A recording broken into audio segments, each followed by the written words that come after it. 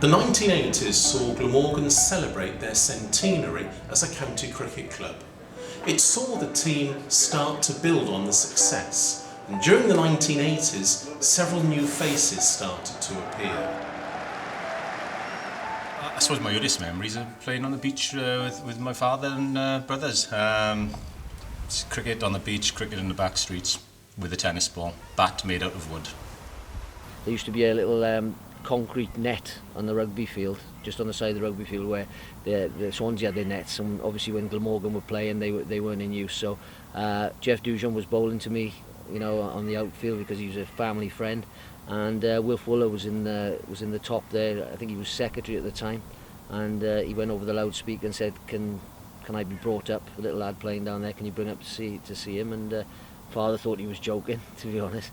And so we went up eventually, and he said, "Look, let's get you involved down the Neath nets with Tom Cartwright." So that was a kind of initial thing to actually get in the kind of what I'd call academy setup that you're always in people's eye line, I suppose, at a young age.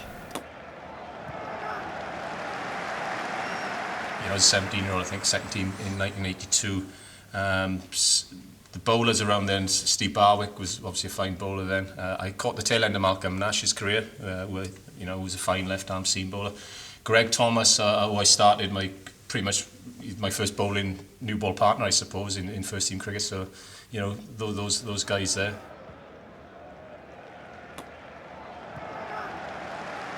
We had a number of different characters. We had. It was fantastic to play in that 1981 season with Alan Jones. Alan was somebody who I'd always respected and looked up to. He'd been around for such a long period of time, got a fantastic record for Glamorgan. As a left-handed opening batter, he was the one that I wanted to try and model myself on. So, Alan was always a kind of bit of a hero for me, a bit of a role model as well. We had a number of players that had come from other counties as well. So we had quite an eclectic group of people. The 1980s saw the emergence of a new generation of homegrown players. Hugh Morris, Tony Cotty, Steve Watkin and Steve James all emerged with success into the Glamorgan side. And also Matthew Maynard, who in 1985 struck 100 in his first ever county championship match for the club. Yeah, it was good. We had a run chase against Yorkshire and hadn't got out onto the pitch in the first innings due to a forfeit, and so eagerly anticipated my debut, and I managed to just get lucky, I suppose, on the day. Big names in the Yorkshire side, I gather. Jeff Boycott came up and was one of the first to congratulate. Yeah, he's just like at the end of the day, because Bluey Bairstow behind the stumps, David Bairstow, had been giving me a lot of stick throughout the innings, and the likes of Phil Carrick But at the end of the game, when I was sitting in the dressing room and Jeffries just walked in the dressing room, didn't acknowledge Rodney Ontung, the captain or anything, which was protocol in those days. Just walked up to me and said, "Well played, lad," shook my hand, walked straight back out. And that was that. But it's still a lovely memory,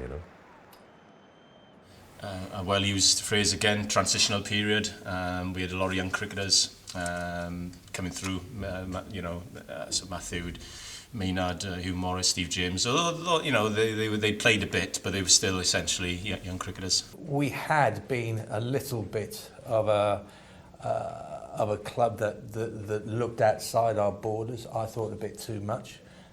So when we signed our first really big commercial deal with Allied Steel and Wire, as it was at the time, to really pump some money into the development of local youngsters, I thought that was a really important time for Glamorgan cricket. Through that scheme, Stephen Watkin came, Adrian Dale, Tony Cotty, Steve James. So the nucleus of the team that was going to be around for 10 or 12 years really came through that academy or development program that had been set up in the mid-80s. I think that was really important. I think we are about Welsh cricket, and the heart of the team needs to be Welsh, and that really was the genesis of getting 75–80% of the players from local clubs. The Colt system, I believe, was crucial in developing a group of players that helped Glamorgan achieve what it did do in the 90s and early 2000s. It wasn't the only reason, because there was a nucleus of players that didn't come through the Colts squad as well. I think of the likes of Matthew Maynard, Hugh Morris, etc. So there was, there was obviously some proper talent already in the system. But when you look at, under the guidance initially of Jim Presty, and then it went on to Alan Jones, and then Alan Lewis-Jones, Alan Jones, so there was 3 ex-cricketers who give the right impression, the right attitude to the young cricketers, bred them the right way. We were left in no uncertain terms of what was required to become a professional cricketer, and the word professional is very important. We turned up at grounds, we were expected to be in blazer and tie, we had lunch before the game, we talked about the opposition, we practiced, and then after the game we debrief how the game went. But on the field there was always an ex-Glamorgan player with lots of experience who marshalled the troops and gave us good habits, so it was crucial, I believe. As a result of the emergence of the new talent, a blueprint involving both the development of the Sapphire Gardens ground and also the emergence of the club was put together by the club's administrators. Integral to this was success on the field, and most important of all, hiring a top quality overseas player. Who better than the great West Indian batsman Viv Richards? I was doing my after dinner, I always say, that they're very proud that there was 11 out of 14 were ex-Welsh schoolboys, and Viv and Waka weren't bad, but obviously the 80s have been poor. Glamorgan were a very poor side, but towards the end of the 80s, mainly because of the Glamorgan Colt side, there were a crop of young players coming through who were very good.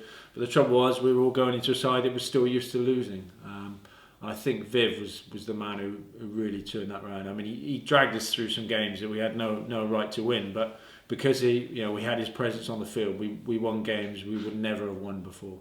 The first memory of him was at Warwickshire in a one-day game. We played at Edgbaston. I don't think he got any runs, but he got wickets, and he just had an aura, Viv, and I think he intimidated the opposition. And I mentioned that Alan Butcher kind of first started the belief that we could compete.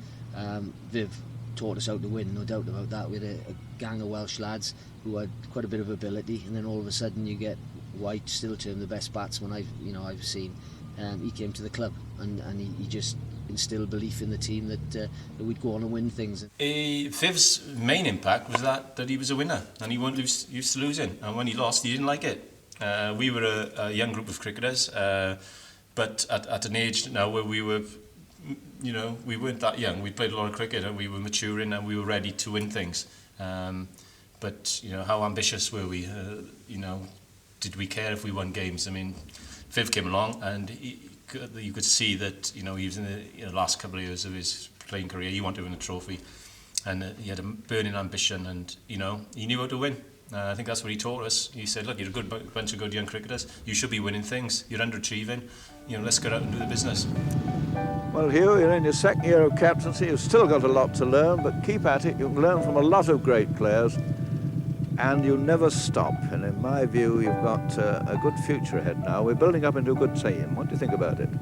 Yes, I've been delighted, I must admit. It's been an experimental period for me for the last 2 years. I took over as a very young captain, and I've been trying to listen to a lot of the older, more experienced players, and people such as Tony Lewis have helped me a great deal. Yes, we're lucky with our chairman and captain. He was a very good captain, was Tony. Yes, no, he's given me some very good advice indeed, and the way that he's taking the club into our second centenary is very good indeed.